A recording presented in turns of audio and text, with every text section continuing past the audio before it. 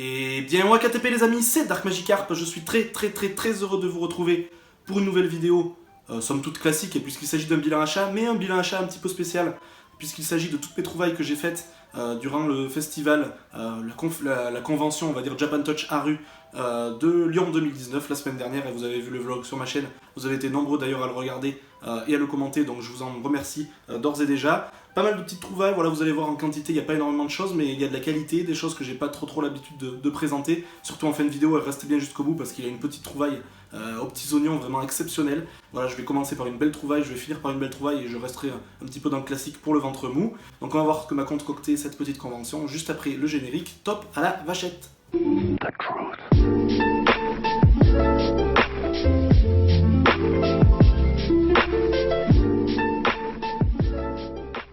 Pas mal de choses en termes de boutique dans cette convention, encore une fois, mais beaucoup de choses déjà vues dans les magasins, dans les autres conventions, en termes de manga, etc. Donc j'ai essayé vraiment de me limiter vraiment au coup de cœur et aux choses que j'arrivais pas trop à trouver en magasin, ou voilà, des choses que j'avais pas l'habitude de voir en règle générale.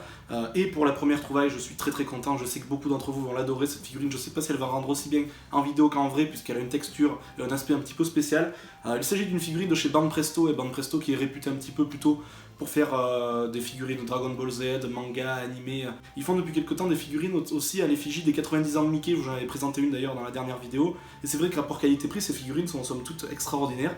Et j'ai réussi à me dégoter une petite version de Dumbo assez spéciale, puisque voilà, c'est le premier objet que j'ai vu en rentrant dans la convention. Je crois que c'était même la première boutique, elle m'a tapé dans l'œil, je l'ai pris direct.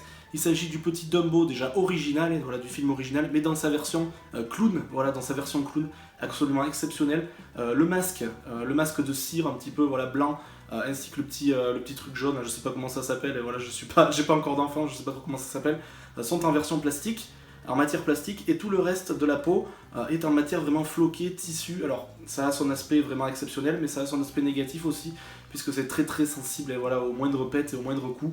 Donc voilà, j'en suis très content, elle est quand même magnifique, elle est pas immense, mais bon, elle est parfaitement finie, elle m'a tapé dans l'œil direct. Voilà, il y en a beaucoup qui sont sortis dans cette nouvelle gamme, et cette nouvelle gamme qui s'appelle Fluffy Puffy, voilà, il y avait aussi les Tic et Tac, les Donald, etc. Elles sont vraiment magnifiques, bien sûr, ça fait un peu enfant, pastel, fille, etc. Mais moi je l'adore, ça retranscrit parfaitement, je trouve, l'univers du Dumbo de 1941, et j'en suis très content de cette trouvaille, elle va trôner fièrement dans mon étagère Disney.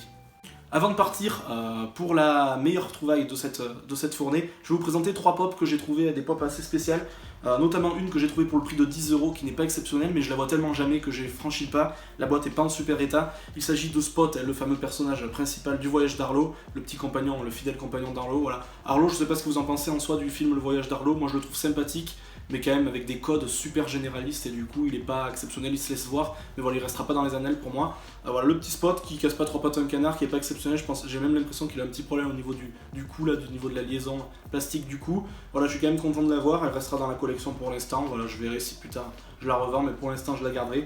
Quand même assez sympa, dites-moi si vous l'avez déjà vue celle-ci, parce que j'ai l'impression qu'elle est pas si commune que ça, en tout cas dans ma zone géographique, mais voilà, j'en suis quand même très content. Deuxième pop est beaucoup plus intéressante, et j'ai enlevé souvent les étiquettes, là je l'ai pas enlevé sur celle de Spot parce que j'arrive pas, elle se déchire complètement. Elles étaient toutes à 10€ ces pop, et je me suis pris bien sûr une à l'effigie de ma licence préférée en termes d'animation, bien sûr les Tortues Ninja. J'avais déjà le Leatherhead, il me manque notamment le Rocksteady et le Bebop, mais qui sont strictement introuvables aujourd'hui, et j'ai trouvé pour 10€ l'exclusivité Glow in the Dark aussi de Baxter Stockman, et voilà, un des boss, on va dire un des méchants plutôt, un des vilains de la série animée Tortue Ninja d'époque. Donc voilà, content de l'avoir eu, celle-ci elle faisait partie de ma wishlist, donc je suis très content de l'avoir trouvée, surtout à ce prix là. Les boîtes sont absolument nickel de ce revendeur là, voilà, aucun pet, aucun accro, rien du tout. Donc voilà, très content de l'avoir eu, celle-ci elle sortira de la boîte plus tard quand je ferai une thématique Tortue Ninja dans une de mes étagères, je m'y vois déjà, j'ai beaucoup de figurines des années 90, les nouvelles, les anciennes, voilà, ça va faire un super coin nostalgie je pense, et donc je suis très content de rentrer ce Baxter Stockman. Le coup de fusil en ce qui concerne l'époque, il s'agit du Cogsworth, voilà, le Cogsworth qu'on cherchait depuis longtemps, qui est de moins en moins trouvable aussi, on ne le trouve plus du tout je trouve à prix correct, donc je l'ai pris directement, encore une fois dans une boîte absolument parfaite, elle est à 10 sur 10, voilà, très sympa, je sais pas trop quoi en dire, elle est sortie il y a quand même assez longtemps, c'est une de celles que je trouve le plus sympa dans les petits objets là, de La Belle et la Bête avec Lumière et Mrs Samovar, donc voilà, content de l'avoir acquis aussi, elle rentre dans la collection fièrement, et elle y trônera pendant un moment celle-ci aussi. Et enfin, on finit sur les chapeaux de roue avec la trouvaille de cette Japan Touch Haru 2019.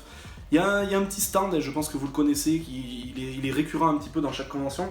d'un monsieur qui vend vraiment beaucoup de figurines sous blister d'origine des années 90, voilà. Il y en a beaucoup qui sont Sunfade, qui ont été malmenés pardon, par le temps, mais j'en ai trouvé une là absolument exceptionnelle, au prix de 25€, un blister très grand, rigide, de 1996, à l'effigie d'un film mythique des années 90. Je ne fais pas durer plus le suspense puisqu'il s'agit d'un jouet électronique sous blister de Mars Attack, de l'ambassadeur martien de Mars Attack, voilà, sous blister, dans un état absolument magnifique, pas du tout jauni, pas du tout abîmé, les coins ne sont pas du tout abîmés, j'ai juste recollé un petit peu le try again ici, parce que vous savez, on peut appuyer ici, bon bien sûr la pile ne marche plus depuis le temps, mais voilà, je trouve ça fabuleux, tout simplement, c'est presque le blister même qui fait tout, ce blister, ce jeu de couleurs, style années 90, ça fera une étagère absolument à tomber par terre.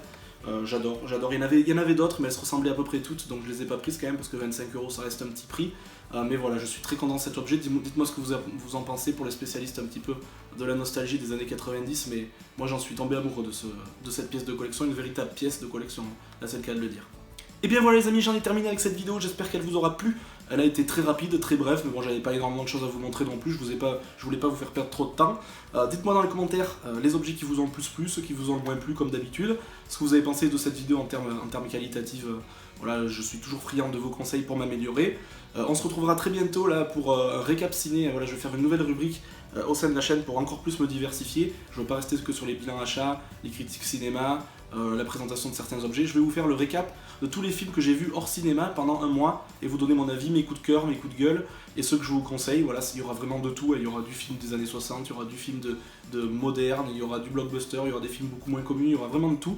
Donc j'espère que ça vous plaira. Je pense pas que beaucoup d'entre vous la regardent. Mais bon, vous me ferez plaisir pour ceux qui la regardent, puisque je pense que ça sera un contenu beaucoup plus intéressant, étoffé et intelligent surtout, parce que bon, présenter des objets ça va 5 minutes. Voilà, j'ai fini, trêve de bavardage les amis. D'ici là, portez-vous bien, sortez couverts, et puis surtout, salut, salut!